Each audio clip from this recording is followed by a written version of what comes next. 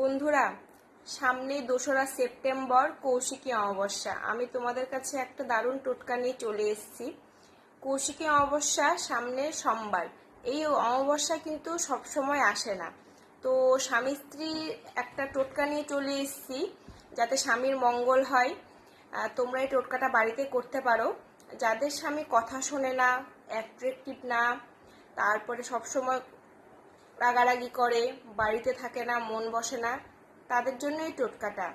কি করবে? কৌশিকী অমাবস্যা সোমবার দিন বা তার আগের দিন তোমরা একটা সিঁদুর নিয়ে আসবে। সিঁদুরের কৌটো হোক বা পুড়িয়া যেগুলো হয় সেগুলো নিয়ে আসবে দোকান থেকে। এক দরে কিনে নিয়ে আসবে, কোনো দামাদামি করবে না, কথাটা ভালো করে বুঝবে। তারপরে সেটা তোমরা রাতের বেলা, কৌশিকী অমাবস্যার দিন রাতের বেলা তোমাদের স্বামীর বালিশের নিচে রেখে দেবে। স্বামী যেন জানতে না পারে, মানে চুপি চাপি রেখে দেবে। রেখে